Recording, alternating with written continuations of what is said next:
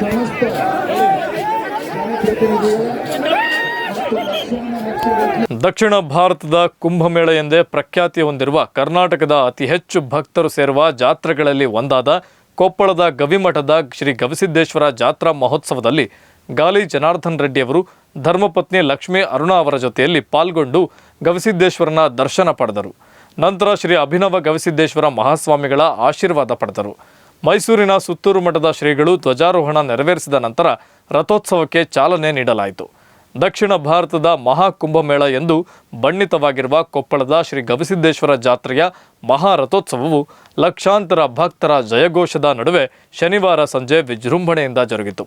ವಿವಿಧ ಮಠಗಳ ಹರಗುರುಚರ ಮೂರ್ತಿಗಳ ಸಮ್ಮುಖದಲ್ಲಿ ಮೈಸೂರಿನ ಸುತ್ತೂರು ಮಠದ ಶ್ರೀ ಶಿವರಾತ್ರಿ ದೇಶಿಕೇಂದ್ರ ಮಹಾಸ್ವಾಮೀಜಿ ಅವರು ಮಹಾರಥೋತ್ಸವಕ್ಕೆ ಧ್ವಜಾರೋಹಣ ನೆರವೇರಿಸುವ ಮೂಲಕ ರಥೋತ್ಸವಕ್ಕೆ ಚಾಲನೆ ನೀಡಿದರು.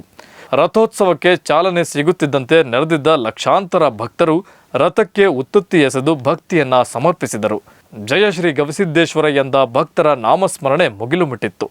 ರಥೋತ್ಸವಕ್ಕೆ ಹರಿದು ಬಂದಿದ್ದ ಜನಸಾಗರ ಅವರ ಉದ್ಘೋಷಗಳನ್ನು ನೇರವಾಗಿ ಕಾಣೋದೇ ಒಂದು ಪುಣ್ಯ ಎಂಬಂತಿತ್ತು.